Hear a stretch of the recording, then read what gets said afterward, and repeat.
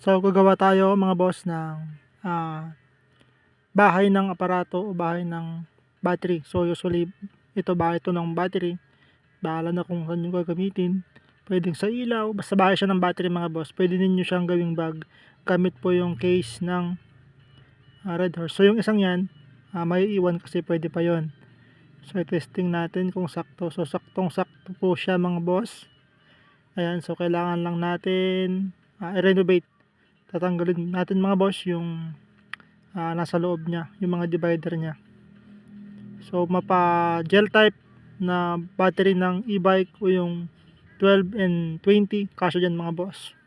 Tapos kailangan din natin ng yung parang bag sa tali mga boss. Kinuha ko lang yan din yan sa isang bag mga boss.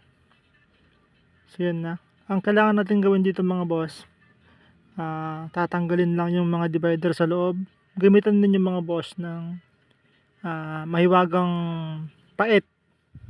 Ayan, so ganyan lang mga boss, tatanggalin lang natin. Wala namang special dito, bali kahit anong gamitin ninyong mga tools mga boss, pwede yan. Basta matanggal po ninyo yung sa gitna nya. So yan yung ginagawa natin. Tinatanggal lang natin lahat-lahat nung nasa gitna nya para kumasya po yung battery. So yan, okay na siya mga boss. Konting konting alis pa ng mga iba pang mga nakausli. Yan. So mapapansin yung mga boss, hindi pa kasya. Kasi nga po, meron pa yung nakausli dyan. Ayan. So kailangan pa natin tanggalin yan. Gamitin ulit natin ng mahiwagang tools. Pait. Pait ang tawag sa amin yun mga boss. So yan. Okay na. Tanggal na po. Yan mga boss, mapa gel type na 12 in 24, 12 in 20. Kasya yan mga boss. Pati 12 in 12 po. Kasyang kasya din dyan mga boss. Ayan o. Sakto. Fit na fit sa mga bossing. Yun. So lagyan natin ng kaunting forma. Yan. Kabilaan yan mga boss.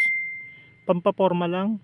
And then, i-finish na natin yung mga matutulis na part niya para hindi po siya makasugat kapag ginamit na natin. So yan, papakinisin lang naman natin mga boss. Kayo kung meron kayong ibang tools na pwedeng gamitin, okay lang din naman yan mga boss. Pwede lang din yan. And then lagyan na po natin ng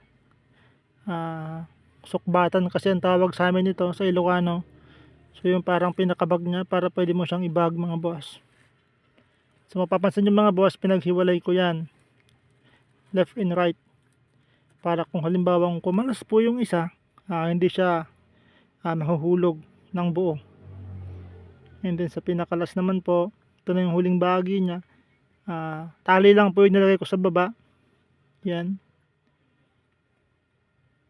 And then saka natin talian ulit ng goma, parang yung ginawa po natin sa taas. Isagad na po natin yung pinakadulo nung